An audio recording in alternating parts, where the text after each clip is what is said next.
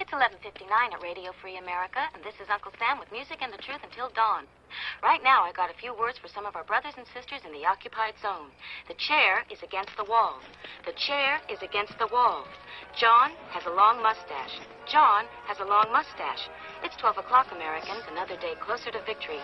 And for all of you out there on or behind the lines, this is your song.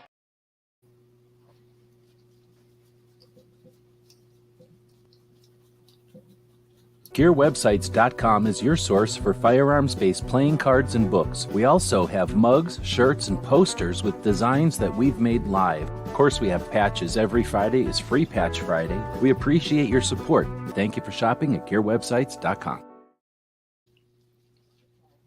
And welcome everybody.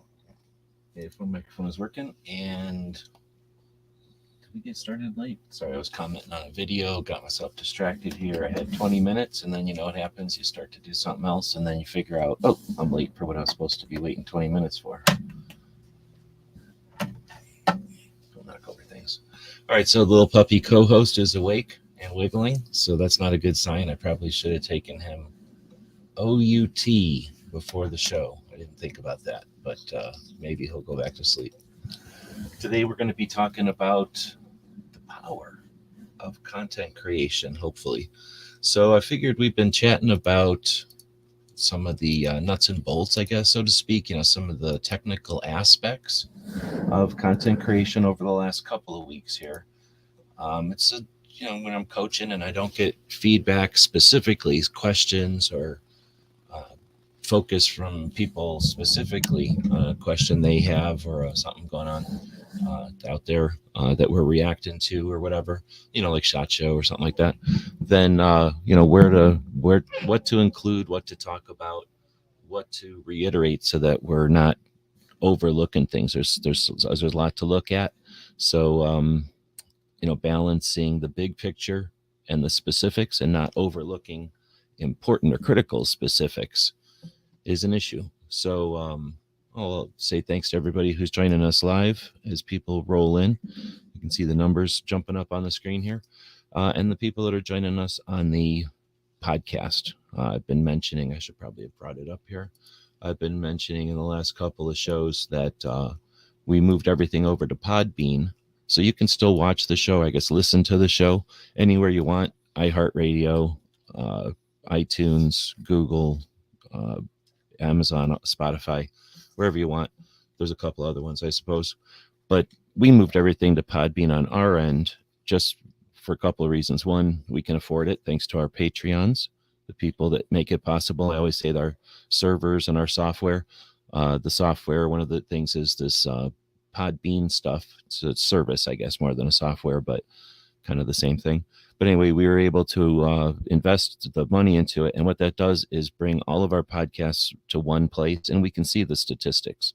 So it's really cool to start, we knew the people were listening, but now we can kind of count or see the people listening. So it's really cool. So thanks to people who are listening, no matter where it is. And tell you what, I'm going to put a link to Podbean in here if you haven't used it before. Thanks to the people that do jump over to Podbean. And give us a like or a follow there. But wherever it is that you're pulling the podcast from, I know that you don't go to those places as often as you do like the people on YouTube who go to it every day. So when you do go there, if you remember, not just for our channel, but all the stuff that you appreciate, give it a like, give it a thumbs up, give it a heart or whatever it might be, a star, and maybe a comment. And that really does help any of us that are creating content that you enjoy on those platforms. And, appreciate that. So, again, we've been doing this now for a while and I've seen some feedback, but no specific questions. There's people who have conversations about things we talk about or, I have this in the wrong. That should sound better, I hope.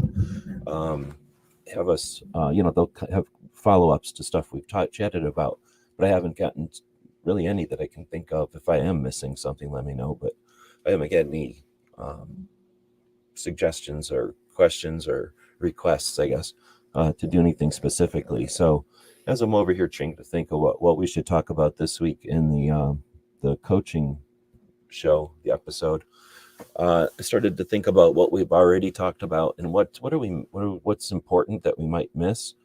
And I think I'm going to go zoom out a little bit again and do that 30,000 foot view or that bird's eye view. And let's talk about why the person who might be listening to this, who isn't a content creator, might want to be one, or you might want to rethink or adjust, I guess, your existing content. So I threw at least one question out there, and I was thinking about asking more, but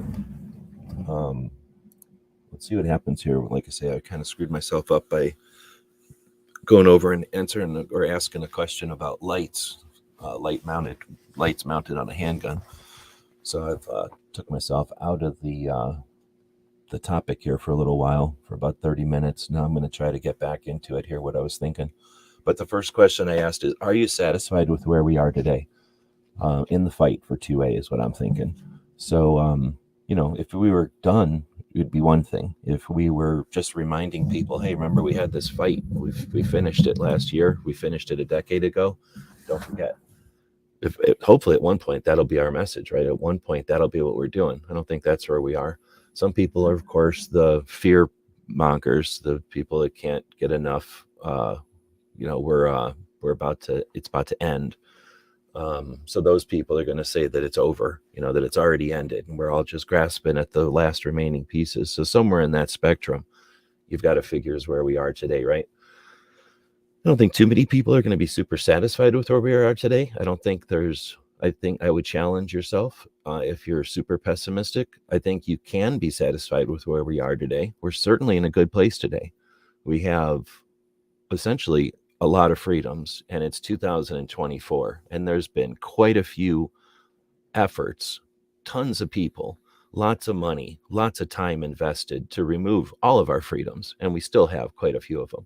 So there's going to be people that tell you that we're about done, it's over, we've lost so much, it's nothing like we used to have. Yeah, well, you know what I mean? We have what we have today, and let's look at what we've got going as far as guns, 2A related stuff. 50 states with concealed carry. That's amazing. 29, 26, where are we at now? I can't even remember. 29 states with constitutional carry. Come on. I can remember when Arizona became the third state with constitutional carry. And I tell you what, people would not have imagined we'd get to this point. We have court decisions that, first off, we've went 176 years, if I'm doing my math right. It's either 173, 176, something like that, years without any court decisions. And the last couple of court decisions, let's run them down. Heller, McDonald, Ezel again, and then the New York State Rifle and Pistol Association, who won, versus the loser, Bruin. So let's not shorten it to the loser for some reason. And we have other things like Cargill on its way up to challenge the abuses that are coming through since the Republican-backed gun control that we had just a couple of years ago. So yeah, it's not like we're winning, but we're certainly not have lost. So are you satisfied? Hopefully you're not satisfied. You've got something, and that's where I guess what I was getting at is, you either have thought, you're not listening to this if you think it's over. People that think it's over don't listen to my show. They listen to people who feed that flame in them. So if you understand that we're somewhere in the middle there, what is it that we're missing? And that's where I wanted to get to today, the power of creation. What is your why? That's why I titled it this. So where are you standing there? Now, there's a lot of things that you can do. You can do nothing, but you can also drop everything and do everything within your power. And of course, somewhere in that spectrum between there is what's realistic. So what is your why? What are we missing out there? And we'll never be coordinated like Borg, but what can you do to have input to that, to what's happening, to your influence? Where can you put awareness? Where can you put your finger to, or where can you pull to influence what's going on? So let's talk about a little bit of that. Maybe it's not the best way to describe what we're talking about today, but like I say, I had to start somewhere. So let's dig into it a little bit.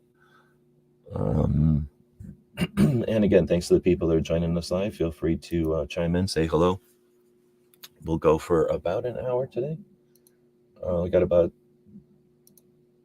60 minutes left before the Grace Curley show starts, or at least this portion of the Grace Curley show that Cape Gunworks streams. So we'll end before that shows up here, but I think I've got about an hour's worth of chatting here.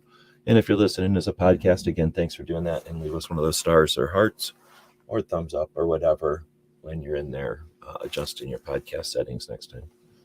All right, so the power of content creation. We have this perceptions of if it's something that's produced or created as a presentation or as entertainment, but there's a lot of content out there. And while some of it is just to entertain or to be out there, a lot of it is just the back and forth. I don't want to say just, but, a lot of it is back and forth conversation. And that's where we have influence, all of us do. Not just in the comments to content that's out there, but in the posting of pictures and decisions and stuff that we make out there. So we have some influence in understanding that, again, is often overlooked. We often ask for likes and shares and follows and all that stuff so that our videos and our channels and our social stuff engages, right? It uses the mechanisms of the platforms to engage. But that same concept, leaving a comment, yeah, it engages the mechanism, but it also engages the human who's looking at who's created the content, who's posted it. Or if it's a big system and it's more than just one person, it engages their system, their process. So it either gets incorporated into other opinions, or it gets added to a pile of suggestions, I guess, that would, influence the channel. But like I say, more often it's just us having conversations with each other. So there's a lot of influence there. Then the Second Amendment in a modern context, I don't know, using the robots to help build some of this and trying to take the pieces that push towards what we're trying to talk about today. The Second Amendment is, it has remained the same, but it being a foundational thing there, the society changes around it. And, do we have one or two voices describing that change, or do we want to have a lot of voices? Well, we can have both. And again, our individual voices greatly influence the direction and the frequency and the scope of the larger voices or the larger projects out there. So with that context, that's the modern context, I think, here. The media representation and bias was at one time a stranglehold because there was very few. The media was produced and it was distributed. It was programmed. It already has. It isn't going away. That has gone away. Now, if you want to seek out old-fashioned media, legacy media, you have to seek it out. Like the other stuff is all around us all the time. And there's so many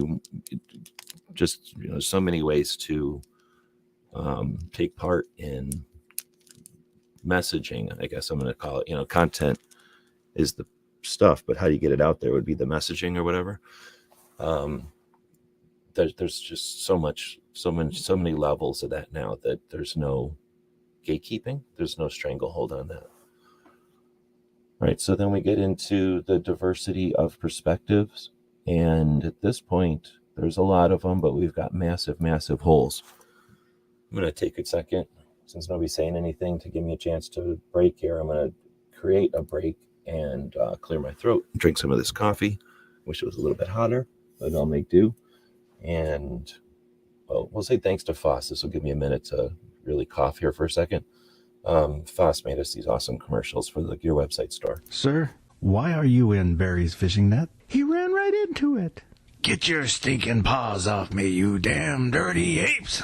First off, that is incredibly rude. You ran straight into Barry's fishing net. It's ruined. How is Barry gonna fish now? I'm just trying to find some patches and some stickers. Well, all you have to do is go to gearwebsites.com and you can find 2A related stickers and patches. And even if you need web consulting, technology consulting, 3D printing, anything like that, gearwebsites.com. Now, please get out of the net. I'm sorry, jerk. All right. Thanks again to Foss. And yeah, thanks to people who want to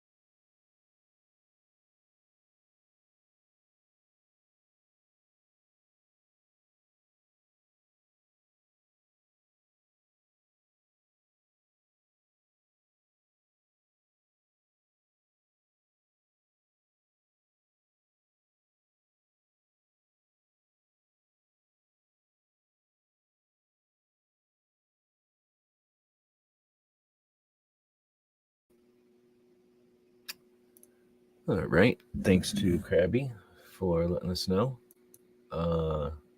As I thanked Foss for the commercial. Dang. So appreciate that. And the puppy co-host is obviously to blame and appropriately will be reprimanded after the show with a spanking. All right, so sorry about that. That proves that we are actually legitimate and we're not some fancy New York podcast that never has any problems. All right, so wow, where did we put that commercial? I wonder if I could go back and watch my own show to figure that out. All right, so let's go over here and we're going to take a quick look at the poll, I guess, to get back on bearings here. That's super frustrating because I've basically just been riffing. If I had a script, I could just go find page 2 of the script and start off again. So here's the problem. I put this show together, as I kind of mentioned in the beginning, because we've been talking about specifics. So at least I've been kind of focusing on specific aspects of content creation the last few weeks. And without any input from anyone else, I figured, why not take a bigger, bird's eye view again? Let's zoom out a little bit and take another focus. So we're talking about your why. Why are you creating content? Why are you participating in the creation of content, whatever that form is? And, what's your why? So I've got, I got about 3/4 of the way through setting this thing up today. And then, I was watching something on a technical thing on Blender because a Clover Tack was, we were talking about Blender the other day. So I've been trying to kind of get up to date. Blender is a really interesting 3-dimensional software. And a tutorial I was watching over there kind of made me think of a whole new thing to talk about on this show. But instead of diverging too much, I kind of continued on with this one, with this in the back of my head, that I want to start a whole nother conversation about something kind of different from what we're talking about today. So with that in mind, I put the rest of today's show together, and we started out here, and She Fires is out there. Welcome. Well, the good news is I screwed up my microphone. Well, the puppy screwed up the microphone earlier, and I probably just screwed it up again by touching it. And we were dead air for like 30 minutes. So I'm just essentially starting over here right now. Let's see. So we do have a poll going. And my question was, what voice do we need most for the Second Amendment in 2024? Veterans issues, new gun owners, aging gun owners, or suicide and mental health awareness? Not that those are the only 4 by any means, but those were the 4 that I sort of had in mind, or 4 of the ones I had in mind for today's show, prior to my distraction, like I was just trying to describe there. So that being said, we're going to try to get back into it, and I'll try to summarize. It would kind of ramble on when I don't have a script. I just use bullet points most of the time. So I'll try to sum up what I was talking about before. So we're going to be talking about your why. Are you participating? Are you thinking about participating? Are you questioning your level of participation? Whatever, right? We're all part of this in some way or another. We're either watching and participating in it, creating views and clicks. You have a decision there. You could be watching the new Star Trek or something. What is wrong with this thing? This thing has stayed on this shelf for freaking months, and now it won't stay put at all. Did gravity shift? I'm experiencing a gravity shift. All right. So what's your participation level, right? What is your why? And why are you doing this? Like, what is the point of all this anyway, right? Are we just wasting our time? Is this all entertainment, or are we pushing the needle? Is there an Overton window, and are you, do you have influence over that, or what the heck, right? So the power of this content creation. Where did we get to where are we at today, right? Like, did we get here because somebody flipped a switch and we all just started singing another tune? Or did the stranglehold on content creation shift and allow more and more people to participate. And with more participation, the largest voices started to understand the nuances and either follow trends or whatever, go in different paths than the typical. And I believe that's where we're at today. And that happens through influence through audiences and participation in, well, nowadays, it's just sum it up to nowadays in the social platforms and all the other ways that you can participate in content creation.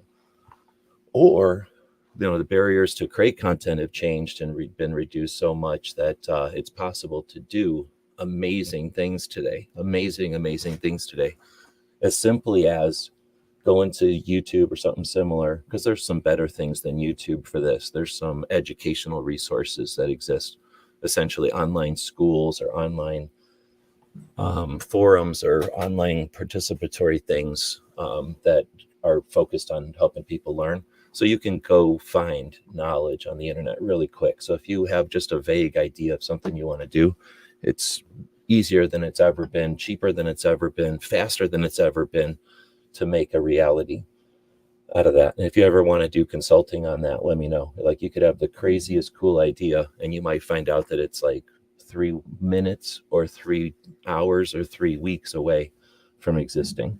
$3, $300 or $3,000 away from existing. But rarely does anything take what it would have taken a million years ago. Well, I shouldn't say a million years ago. What it would have taken 3 decades ago, 1 generation ago, if someone had the idea to create a new magazine for, I don't know, motorcycles, or a new magazine for farmers who use, this type of tractor, people would have laughed them off the planet. Like, the resources it would have taken to make a magazine for such a narrow amount of readership or interest, it wouldn't have been practical. Nowadays, we all know that that's the other way around. You can do whatever you want. So anyway, thanks everybody for joining up. And what we're going to be talking about is diversity of perspectives, authenticity, the community, the landscape and mastering it, and then strategies and risks. I don't know what's going on, but my throat keeps clogging up today. I'll be taking a few breaks to cough. All right, so let's get into, again, I'm trying to summarize what I said before. It was epic. Whatever I said before was really, really good, but somebody messed up with the microphones. All right, so amplifying voices. Again, I kind of just touched on it right there, but we all know there's so many ways to use the resources that are available today to get the word out. And a lot of times you can tap somebody on the shoulder who's got a giant voice or a big audience. People like me who are saying, hey, give us something to talk about on these Tuesday shows. What are you stumbling over? What is your roadblock? What is, are you looking for some options? What is it that's stopping you from accomplishing whatever your goals might be in this realm? Or if you're listening to somebody who's doing the reloading, like, why can't you get what you're looking for out of, that caliber or that powder or that projectile or something? There's resources out there. So these allow you to amplify your voice that way.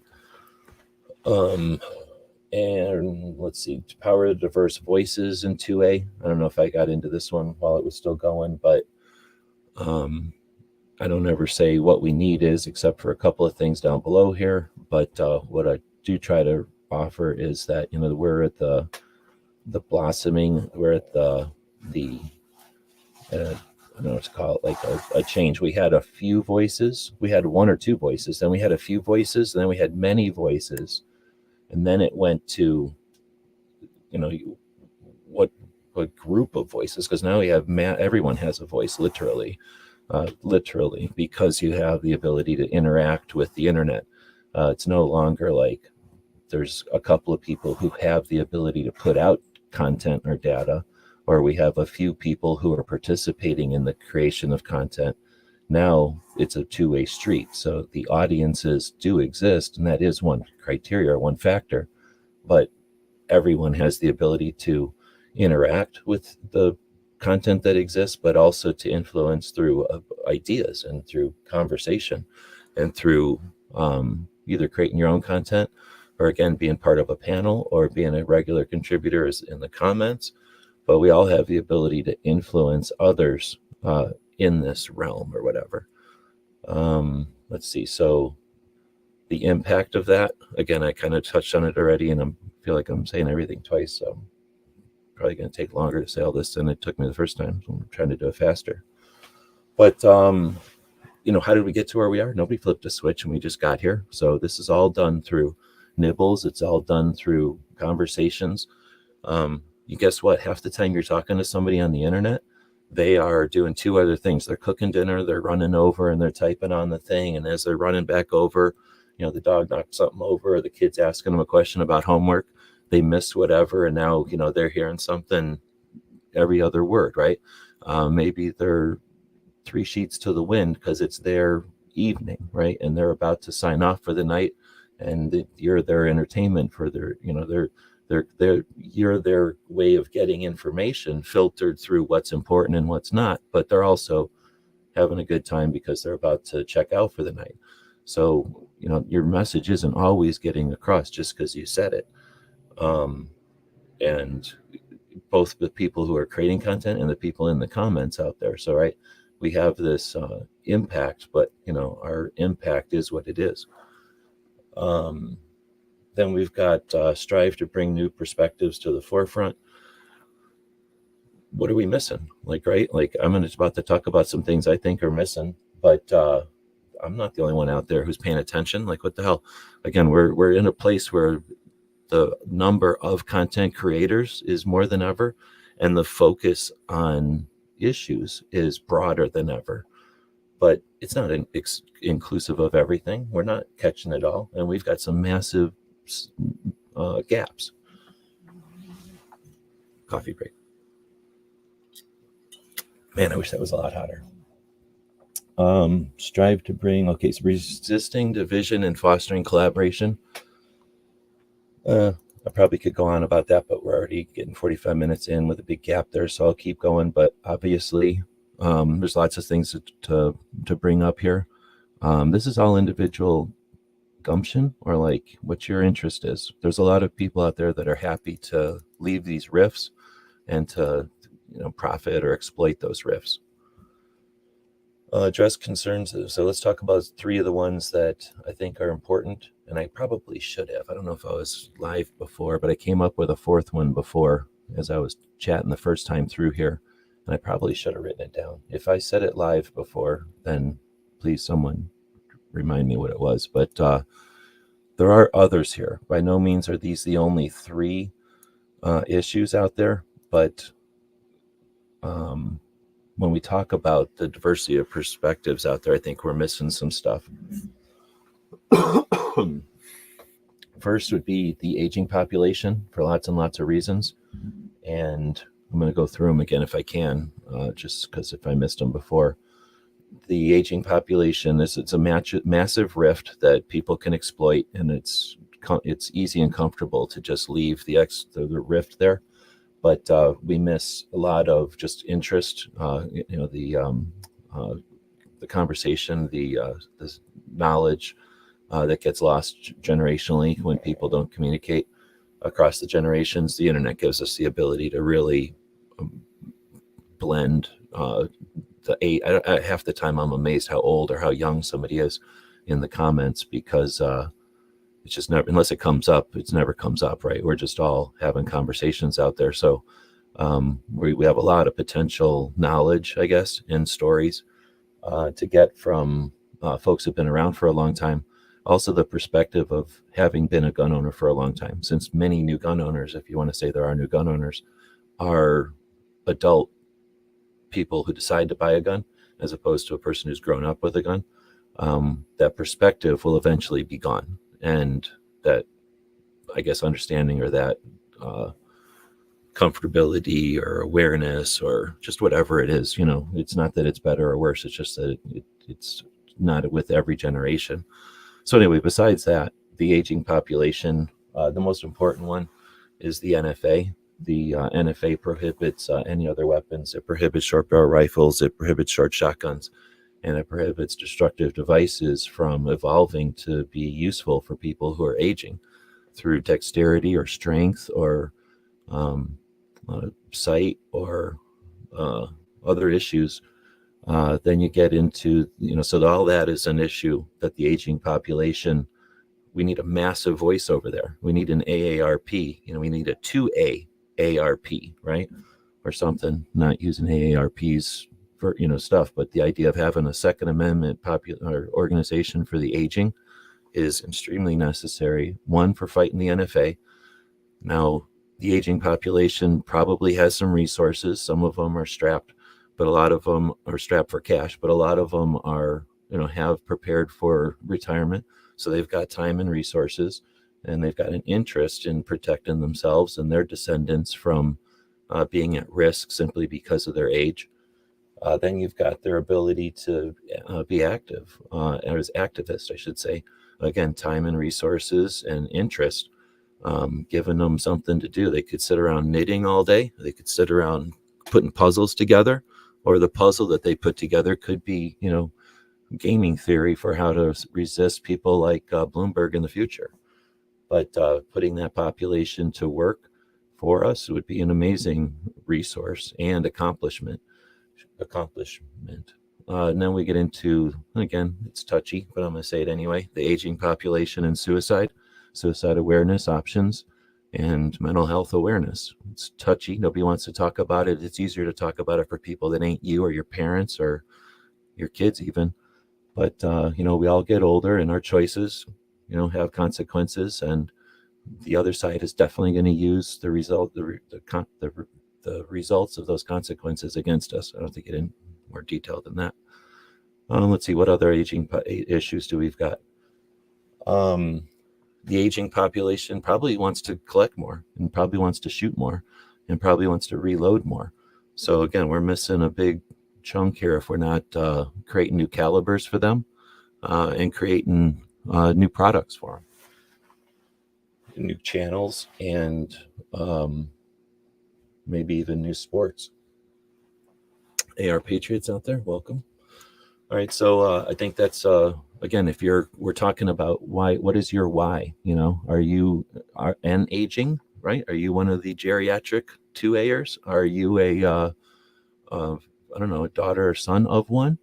Are you a brother or sister of one? Right? Like, we're all, we all know kids, we all know old people, we all know veterans, we all know everybody, but who's advocating for them, right? So I don't know if you need to start an organization, or even start a show about it. But how many shows do you know are out there for old 2A people? How many options are out there? As soon as I say this, somebody's going to go out there and exploit it. And we are going to see somebody who's willing to charge those old people $30 a pop. But ignoring all that, that's going to happen, right? Who's out there doing good work for them? Where's the 3 or 4 national level organizations, each petitioning for, this portion of our population, and quote unquote, or in parentheses, all of us at some point, right? Assuming we get to live that long. Going into the next one, and we do have a poll going over there right now. Aging gun owners has 0% on the poll. I wonder if my message here had any effect on that. If I'm still getting audio out there, give me some feedback. My audio has been crappy. As you see, my co-host basically just sleeps through the entire show. It's almost as if he cares less about the show. Veterans issues, also 0%. We'll talk about that in a second. New gun owners are at 67%. And then we have suicide and mental health awareness at 33%. I didn't put that as one of the issues because it is covered. We do have national level organizations, a couple of them, who are focused on at least the issue of the suicide awareness or suicide prevention. And we have others who are working towards that. We certainly have veterans organizations with that goal to reduce suicide. So I didn't put that in the my point 3 here, but it's certainly an important one. But the 3 I'm talking about are pretty much for just sitting on the table. We got money sitting on the table here. So the next one would be educating and empowering new gun owners to understand rights. New gun owners get exploited to no end. You're going to have to first figure out what kind of gun you're going to get. You're going to get, of course, the horrible caliber propaganda. Without getting into all that, you're going to have to wade through the brand loyalists, the anti-branders, who are worse, because understanding that one brand might be used by law enforcement, one brand might be recommended by trainers, one brand might have a stellar reputation amongst people in the industry. If you go to gun shops and just ask people who are selling the things, you're going to get opinions that way. And then you're going to get the people who, or for whatever reason, can't handle that, and you're going to get that. So that, imagine being a brand new gun owner and you have to wade through that horrible situation of what brand do I buy, right? Then you got the models and trying to figure all that out. At whatever level you try to figure all that out, it's not easy with any of them. And then, of course, figuring out what size, what options, when you get to double stack, whatever, you pick your company and they're going to give you their version of what options there are. So that means that, again, there's no consistency. I can't even imagine being a new gun owner and actually trying to figure out a handgun today. It's just a massive mess. So they're completely preyed on, I guess. They're the victims here. Sometimes you get people, She Fires, I think, was out here. Yeah, people who are legitimately trying to make it clear, make it understandable. But every buyer's guide and everything is really, hey, look at my, wherever I get my 4% or my something paid for. So the minefield there is nuts. And then there's whole organizations to prey on them. Like literally, I won't even get into it. But that's whatever. You're going to get that with motorcycles. You're going to get that with guitars, I'm sure, right? But what is your why? What are you here for? Maybe you can pull the curtain and say, hey, if you're listening, I got a way you can, here's something I've provided that can help you map through what you're about to go through. Now, I'm not suggesting everyone needs a shortcut or there is some shortcut.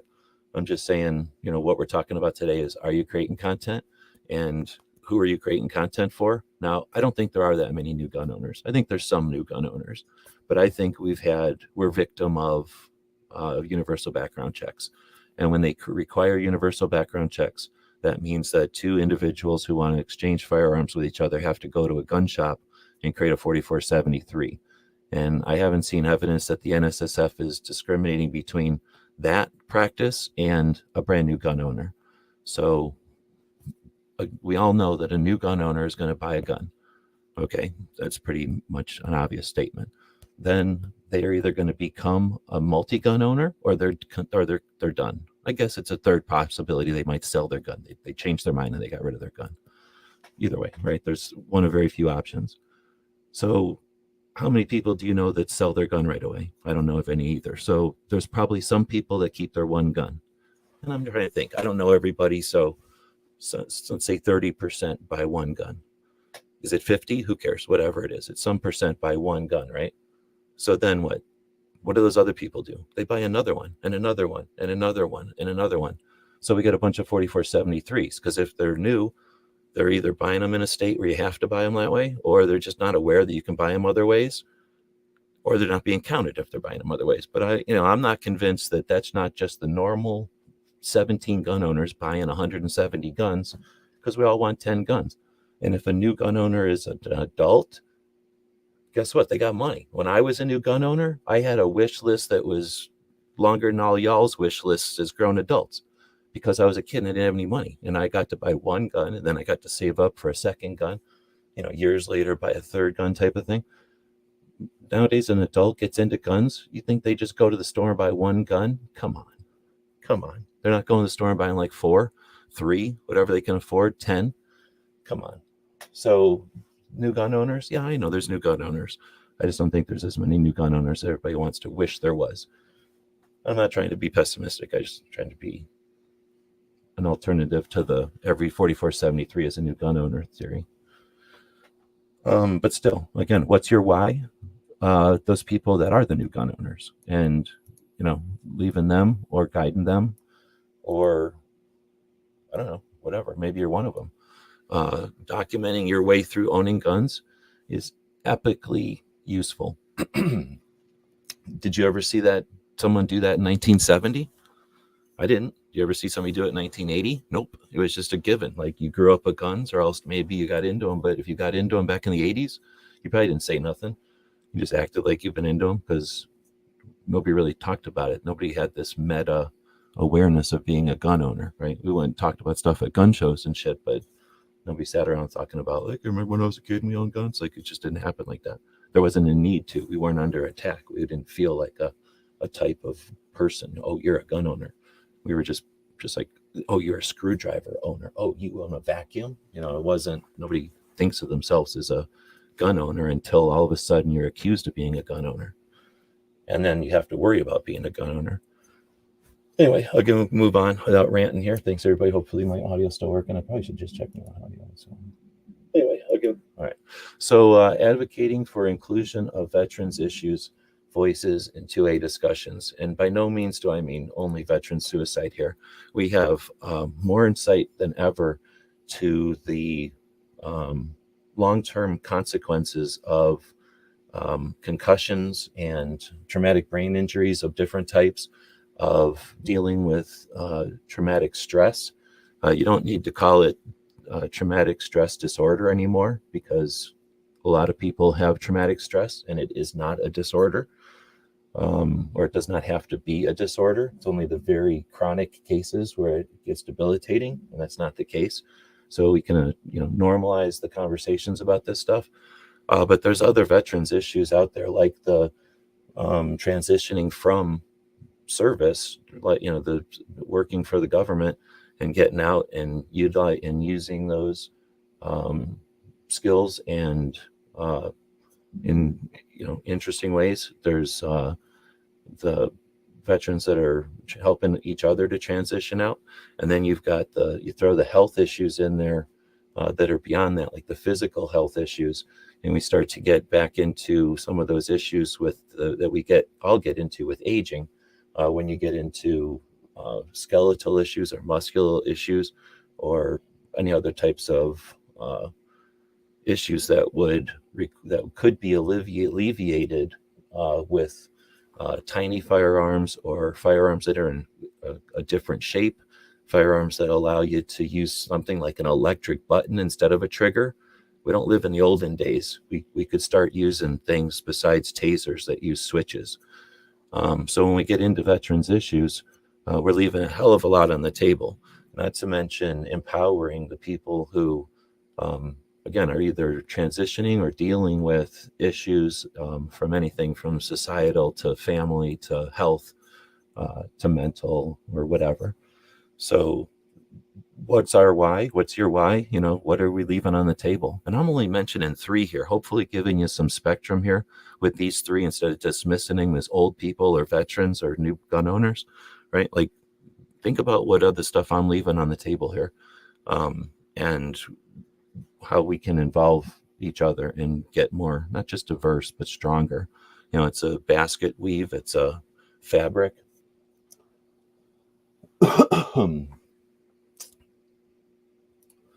Barbecue's asking, do we need an... Hold on, let me read.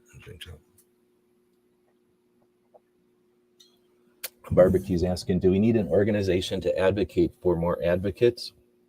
No, sorry. Advocate for advocates and activists. Would that do more harm than good? Would it just be better for activists and advocates to drop their differences and advocate each other?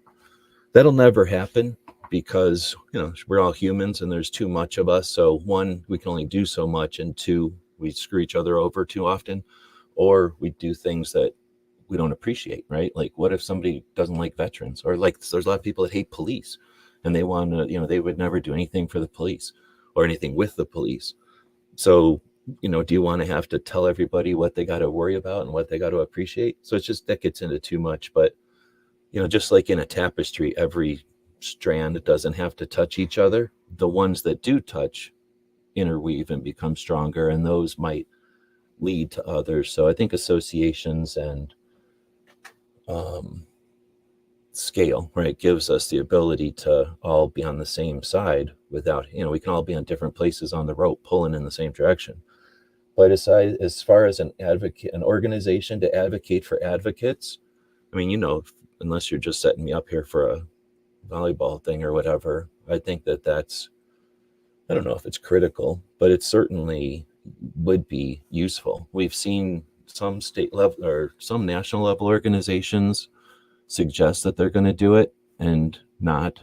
And then we've seen some state level organizations succeed at some level, but only have, so much reach. And because we have a constant flow or a constant change in the scenery, like different people are around, different people care. As time goes on, there's nothing consistent. So we have a lack of consistency with something like that. So I don't know if we need an organization. We could have a tradition to advocate for each other. On Every Second Matters was an attempt to create is an attempt, I guess, to create a tradition, a repetitive opportunity that's persistent without being a requirement, right? And for whatever reason, you don't see any national level organization even ever mention it. It's only been around since 2013. Certainly thousands and thousands of people have been aware of it. So, is that something that's in demand? I don't know. But just because it hasn't been done successfully yet doesn't mean that it can't be done. I think that, again, it's either should or it can exist. And I would say it should exist. But even if you had a really good system up and resources available, we all know that there's going to be a chunk of people who sit over on the side and go, oh, well, they're not making it perfect, or it's not for me, or whatever. So maybe a couple of them. Again, I think maybe it falls back to being a tradition to support advocacy. We kind of know that we have that with the NRA and the other organizations that exist. People understand that you need to subscribe to those or have membership in order for them to financially survive. It's just, the reach or the next step would be to understand that the individual or the smaller organizations are the same way. But funding is or I guess not for just funding, but support is something that I'm trying to think about how to, I don't know. I don't know if you'd have to do something that, I don't know. So people feel free to answer that one as well. So I don't know if that answered the question or not, but I'm going to keep going with the next portion here, which I'm an hour in, but oh well. How long do I got before Keep Gun Works goes live?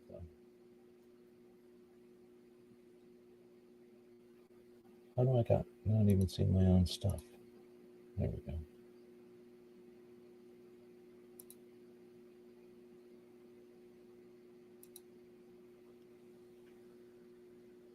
Oh man, 5 minutes. All right. Well, I was going to try to do it before Toby goes live over there, but I don't think I'll be able to do that. So, one, I'm blaming the puppy for taking a bunch of time from the mic went dead, and then I've been blabbing too long here. Let's see. So then we've got the authenticity and storytelling, leveraging social media and digital platforms, genuine narratives and personal experiences, and the power of storytelling to connect communities. I guess that's kind of redundant. I already sort of mentioned that one of the powers that we have, or one of the resources that we have, is our diversity, right? Our individualism, and with the ability to get online and offer a message out there. We have the ability to, offer genuine narratives and our personal experiences. To some extent, we're probably better off having a bunch of people doing that, and then some clearinghouses or some, what's the word, like a group of people who pay attention to that and take the essence of it, take the extract of it, or the concentrate of it, and push those ideas up. And then the next level would be paying attention to that and would push that up. That doesn't happen, like we don't have that mapped out. It's not like it happens with some kind of formal or formality, but I think that happens with audiences. Clover used to always talk about the audiences being the mortar between the bricks. All the bricks are, all the rocks in the wall are doing their thing, being a rock, being a brick or whatever. And then what makes them a wall, what holds them together is the mortar. First they got to all be aligned. They all got to be in the same orientation. They all decide to be a wall. But what holds them together, what makes them strong is that mortar. And if you think of the audiences that go around and participate in the different, or at least experience the different content that's out there, then, adding your narrative, adding your personal experiences, that adds more bricks to the mix. That adds more rocks to the foundation, right? To the mix. So the more people that are aware of your personal experiences and then go somewhere else and then go somewhere else, I don't know, let's just say you understand that 9mm is a fad and that 45 is so good. So you start talking about your 45 ACP experiences and how awesome they are. And if some fancy 9mm apologist starts looking in the comments, and most 9mm apologists will quickly go to a better caliber as soon as their audiences tell them they're sick of it already. So if the audience is all talking about how great 45 is, quickly that 9mm apologist is going to quit talking about 9mm, and boom, even though you didn't make them do it, you created the scenario, you created the circumstances that allowed them to evolve. So there's a lot, you can just apply that to lots of different things. And I think you've got what I'm trying to get across there. Unity in the community, power and diversity within the 2A community. Guess what? We've got that. Collaborative approaches to strengthen the 2A. Okay, so, barbecue saying something. This might be kind of what barbecue is talking about, but coming up with the approaches that help us strengthen that community is essentially, offering support to the creators. Or I guess in this point, I'm talking creators, you're saying activists. They're not the same. They don't have to be the same person, but an activist who's got a creator like under their wing is a good, what's the word? It's a good symbiotic relationship. The creator who has the ability to put interesting things down, but instead of just trying to sell something, instead of just trying to become famous or something, they empower someone who has no interest in that stuff. You know what I'm saying? That's where you see some collaborative potential, I think. Empowering individuals to become active participants in the 2A. I think that's what I've been saying this whole time. And guess what? You don't have to wait for someone to tell you to do that. You can just do that. And when you're doing it, other people are going to come around and go, what the hell is this guy's problem? And then they're going to go, where's this guy get off? And then they're going to go, how did this guy do that? And then they're going to go, oh, I'm going to do that. And then they go, why aren't you doing it? So encouraging 2A rallies. Well, you don't have to love 2A rallies, but I put that in there because I like them. You could have gun shows in there. You could have something else, right? You could have something else that's I'm missing here that you think is so good. Encouraging grassroots movements and community engagement. So, part of this concept of unity in the community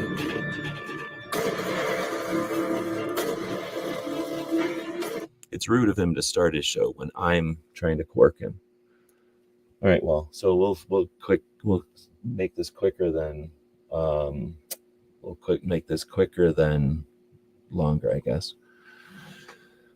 Empowering individuals, I think we just did that. Encouraging rallies, grassroots movements, and engagement. Creating inclusive spaces for dialogue and collaboration. Now that's a tough one because now that's taking your time to create something for other people. Sounds good. Like, oh yeah, I can do that, no problem. But then when other people get in there and start farting and being weird and like leaving poop on the walls, it's like, wait a minute, why am I doing this? So this is a lot easier said than done. And that's why I very much appreciate the people that do that host live conversations, that put the time in. Barbecue's out there, Gizzard is out there. She Fires is out there. AR Patriot is out there. At least those are the people that are posting stuff that I know that do or have done this effort, which you don't get anything for it. Nobody pays you a freaking dime for it. A lot of times people start giving you shit about it or just plain start hating you about it.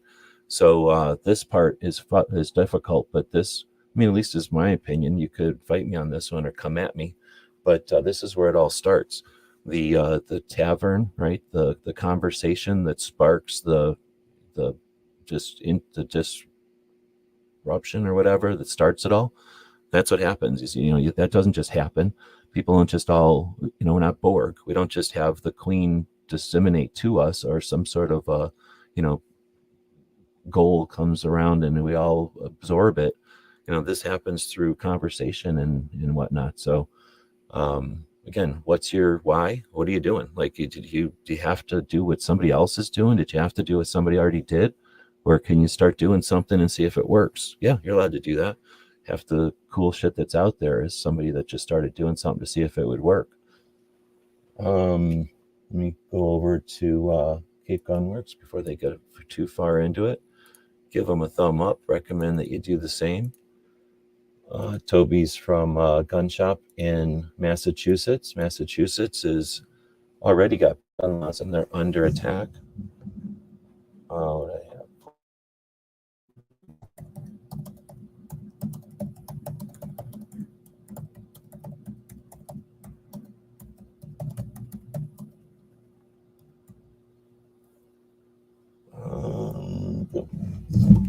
All right, so now we can get back to this show, even though he's working me over there. Let's see. Creating inclusive spaces for dialogue and collaboration. And this can be in all kinds of forms. Again, you don't have to wait for somebody else to do it or see whatever somebody else has done. Go do it on one of these new platforms that they're so good, right? We need voices. What's your why? Like, what are you interested in doing? Do something that's fun too. Something in here sounds like we need it, but it seems like a lot of work. Then let somebody else do it who will love that work, because we should be doing what we like, right? Building bridges across generations. So are you doing that, or are you creating rift? It's super fun and it's easy to make rifts. So guess what? Building bridges is stronger, strategically more lucrative. Foster a sense of unity and solidarity amongst diverse stakeholders within the 2A community. Look how I got stakeholders in there. That's a fancy new word. Or at least they're using it all nowadays. So again, super easy to feed on that rift and division. But typically, I was just watching some cool stuff about game theory. So stay tuned for more game theory coming up in the mix. But literally,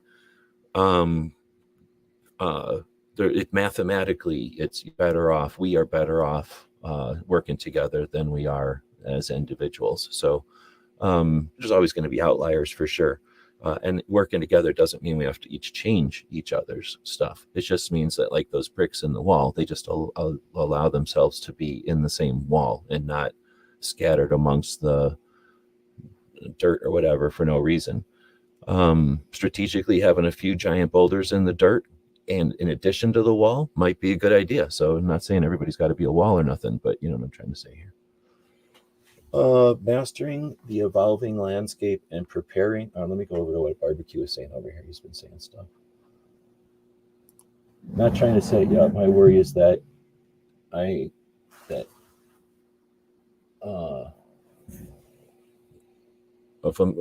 an org was made for advocates and activists, that those who joined it to be promoted and pushed would be labeled as sellouts and it would hurt them. I guess it would depend on who set it up, right? If Coca-Cola set it up or if Ken Blanchard set it up, right? Like, who's setting it up? Because then they'd surely have to push that organization as well, which then maybe that organization promotes someone they don't agree with, and therefore their audience may not either. Sure. And that's where I think I see what you're saying. Like, if you all had to come under one roof, then you don't want to be on the same roof as somebody else. And that's where we haven't had to deal with that yet. And I don't know. I don't know off the top of my head have a good answer for that one. but that's definitely an issue, potentially an issue. Unfortunately, audiences are fair weather and many times the first time they perceive a misstep, they'll be gone. Say we both were on there and you had a big following. How dare you promote them? Right. So that's the case, not just fair weather. The audiences are, what's the word? Like audiences are like the flow of a river. Like the river's always there, but it's not the same water. So people who give a shit are always there, and there's always some number of them, but they're not always the same people. So sometimes there's persistent people. Sometimes people do spend their whole lives giving a shit, but some people can't, and some people would as soon as they can get back on their feet. Some people would as soon as they get this move over with. Some people would as soon as they're done getting married. Some, you know what I mean? Like people do things, and then when they come back to it, they're there again. But then something happens and they're going to be back again. So providing the docks and the boats and the stuff so they can do something where they're there is probably useful, but expecting, I don't know, so am I getting it? I hear what you're saying, but audiences are measured in multiple ways, but they're not permanent. You can get some permanent pieces. All right, I'm going back to mastering. Hopefully that addressed what you were talking about out there. Thanks for the comments. It's good points. And in this case, when we're talking about what's your why, that's what I'm doing right now. I'm trying to encourage others to participate, to inspire, to motivate, and to challenge others to get the hell on board, because for lots of reasons, right? Nobody just steps on board. We don't have super magical rich people that just get ding, like, here you go. Now you're in the ding, like now you're part of it. And, here's another one, ding, like some kind of players in a video game or something, where we just pick the characteristics and pop them into the environment. It's just regular people that are doing something and they're successful, or people that have the time and it catches on or whatever. But, let's get on with it. Mastering the evolving landscape and preparing for challenges. Pushing boundaries. I'll push puppies. It's kind of like pushing a boundary. Navigating regulatory hurdles, understanding community guidelines, strategies for compliance while advocating for Second Amendment rights, techniques for adapting to logarithm changes, and content moderation policies. Because I'm already corking Toby quite a bit over here, I'll leave some of this, and we're more than an hour in for people listening as a podcast. But if I'm missing something here, or if something in here sounded really interesting and we should hit it more, then I'll be happy to hit on any of these topics, honestly, because these are all infinitely large topics. I'm attempting to go bird's eye view today and talk again about what's your why. Why are you doing this? What can you do? Like what can you possibly do that's necessary? Hopefully I'm offering some, pulling the curtain back on a couple of things. We're shining some light on some things that you may not have seen light on before. But so getting into pushing boundaries.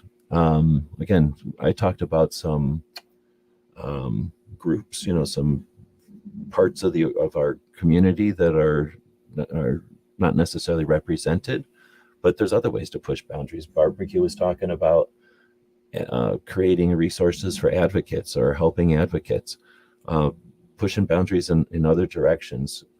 We don't have hardly anything on the offensive. All we ever talk about is defensive stuff, or gathering the troops to be prepared for the next attack. But I'd like to think pushing boundaries could include removing the NFA. Right? Let's see some offensive moves to change the Overton window blatantly, in positive ways. And that's just, one way of thinking, pushing boundaries, like, think of those groups that I talked about. What if you motivated old people? Old people got nothing else to do. As far as I know, old people sit around being bored all the time, and they got a lot of money, because everybody says everybody old has to have a lot of money, and they got nothing else to do. So all you got to do is get them motivated. Think about those boundaries that they could push. Then we got navigating regulatory hurdles. All right, I could go on and on, like I say, about any of these, so I guess I won't We'll end it with the last segment here, risks and strategies for protecting freedoms. The threat of unexpected changes. So whenever I type these things in, I get the robots to help me write these things. I usually ask 3 or 4 robot brains to give me the answers that I'm looking for. And then I take the pieces of the answers I want and stuck them together here. So I almost always include like in 2024, because I don't want it to just be theoretically, what do we need or what should we have, blah, blah, blah. But, what's happening right now? And I mean, name something that's been consistent. There are certainly lots of things that have been consistent, but one of the only things that's consistent is change, right? So it either happens fast in some realms, it happens slowly in other realms. But like, I keep using YouTube. It was a longer era, but there was a MySpace era, and it happened when the internet was slower, but the internet was on your phone, and it's difficult for people who haven't lived through it and people who don't think about this stuff.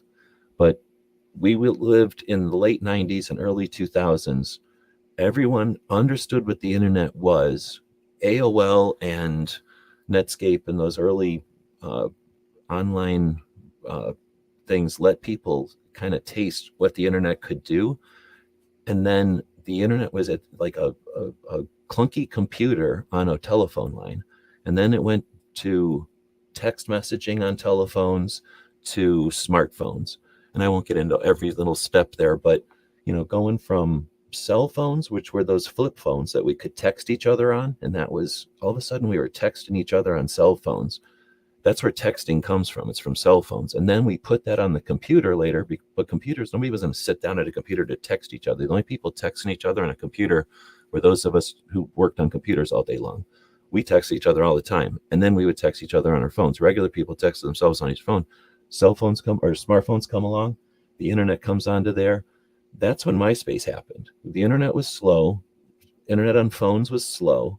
And then what happened? Everything got fast. Everything got bigger. And it wasn't until about 2009 that YouTube happened. So for that whole 2000s, like from 2000 to 2010, that's when MySpace happened. And MySpace was big because it was slow, not just because it was slow to load, but because you didn't need an immediate back and forth conversation. People weren't online all the time. You went online occasionally, and sometimes you were there, but other times you were at school or you're at work, you were sleeping, and you weren't online. So the conversations were sketchy, and they went back and forth. It would take you a week to have a conversation. They were slow in that regards, that people weren't always online. That changed with smartphones. That changed with the apps that allowed us to be online. So what makes you think they're going to stop here? That's what I'm getting at. I always talk about these backwards looks so that I can go, what makes you think we're done? Like, why do you think this is over? We know that there's what almost happened was virtual. That was almost happened. That's the idea of, remember the Facebook going into virtual? You can buy virtual land, you can buy virtual property. And people asked why. That almost happened, but what happened is augmented came along right next to it. Augmented is putting on goggles and looking at something like I would be looking at this dog right here. But let me put the dog back on the screen for the people that are watching this.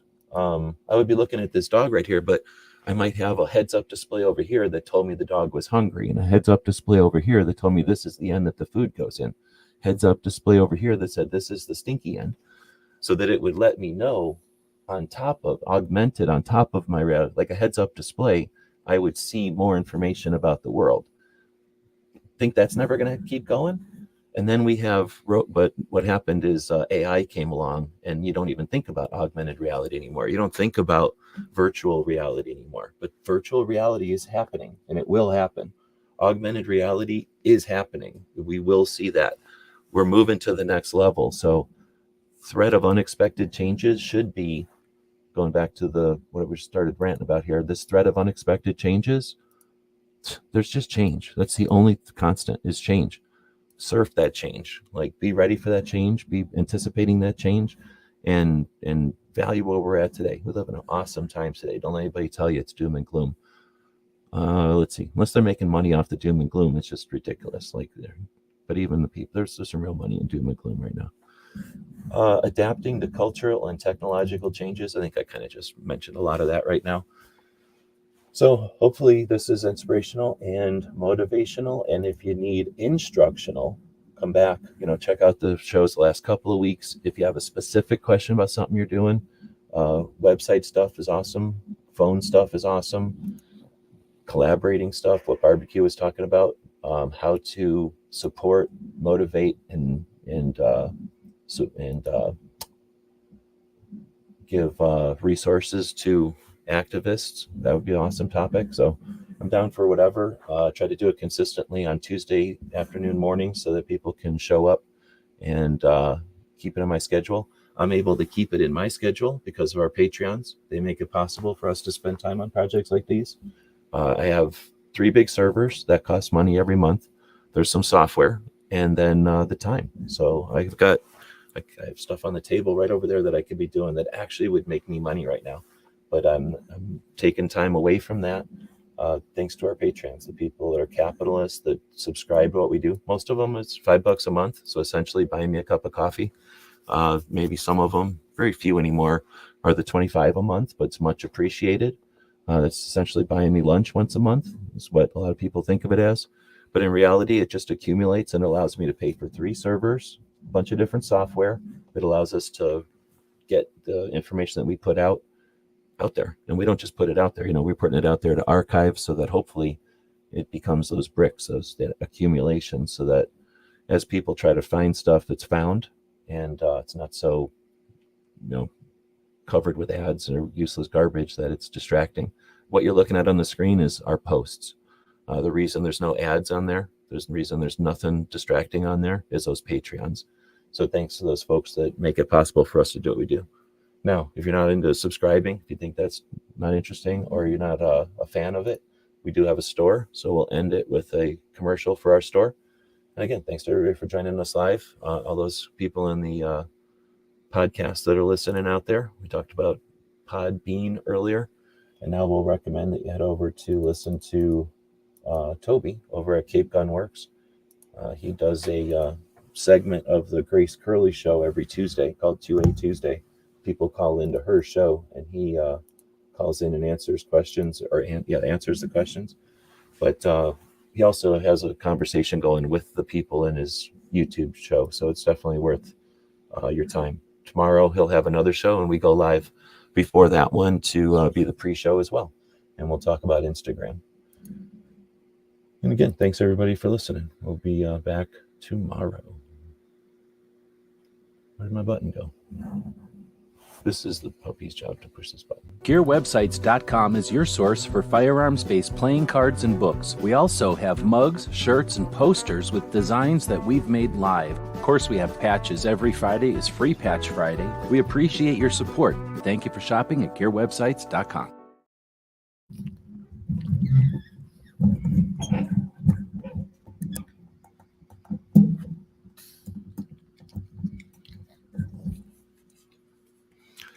Now Puppy's going to do a juicer video.